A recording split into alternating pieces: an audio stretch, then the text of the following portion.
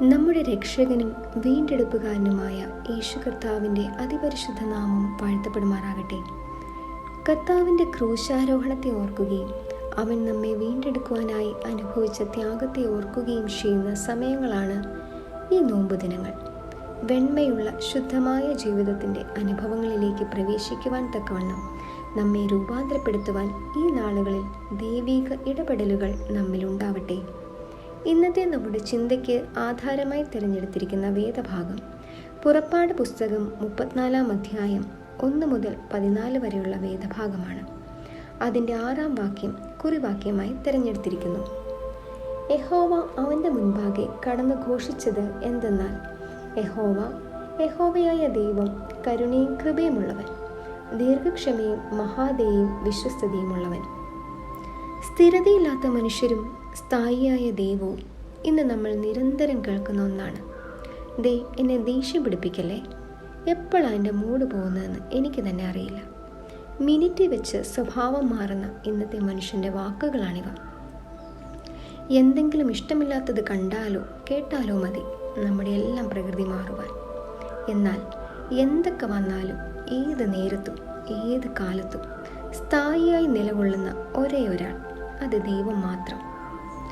ജീവിതത്തിൽ സ്ഥിരതയില്ലാത്ത മനുഷ്യ സ്വഭാവത്തെ വീണ്ടെടുക്കുവാൻ തൻ്റെ മകനെ നൽകുകയും ഇന്നും പരിശുദ്ധാത്മ സാന്നിധ്യത്തിലൂടെ നമ്മോടൊപ്പം നിൽക്കുകയും സ്ഥായിയായ ജീവിതത്തെ കെട്ടുപണി ചെയ്യുവാൻ സഹായിക്കുകയും ചെയ്യുന്ന ദൈവിക സാന്നിധ്യത്തിൻ്റെ ചില സവിശേഷതകൾ നമുക്ക് ധ്യാനിക്കാം.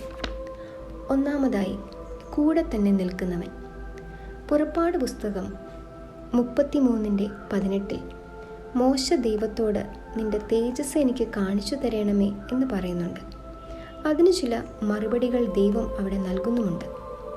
എന്നാൽ ഈ അധ്യായത്തിൽ ദൈവം ചില നിബന്ധനകൾ വെച്ചുകൊണ്ട് മോശയുടെ അടുക്കൽ നിൽക്കുകയാണ്.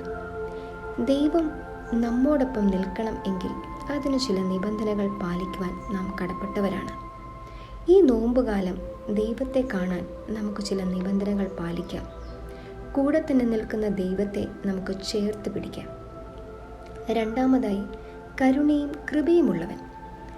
ദൈവം പറയുന്നു, ആരോടൊക്കെ കരുണയും കൃപയും കാണിക്കുവാൻ എനിക്ക് തോന്നുന്നുവോ അവരോടൊക്കെ ഞാൻ കരുണയും കൃപയും കാണിക്കും. ഇന്ന് വളരെ കുറവ് മാത്രം കാണുന്ന 2 ഗുണങ്ങളാണ് കരുണ, കൃപ. പിറവിയെടുക്കാൻ യേശു കുഞ്ഞിന് നല്ലൊരു സ്ഥലം ലഭിക്കുന്നില്ല.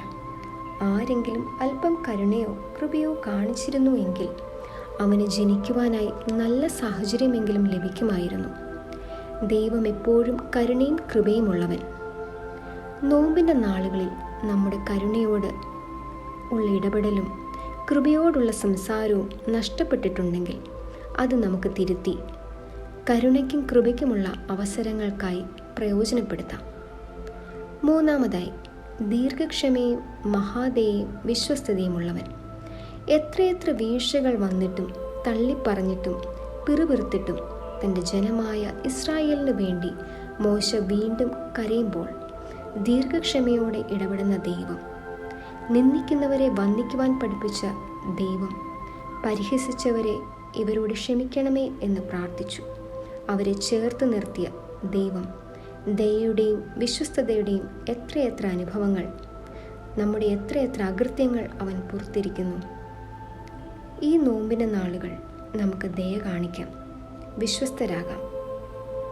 ദൈവം നമ്മോട് ക്ഷമിച്ചതുപോലെ നമുക്കും മറ്റുള്ളവരോട് ക്ഷമ കാണിക്കാം. ഒരു നിമിഷം നമുക്ക് പ്രാർത്ഥിക്കാം. ഈ അനുഗ്രഹിക്കപ്പെട്ട നിമിഷത്തിനായി സ്തോത്രം.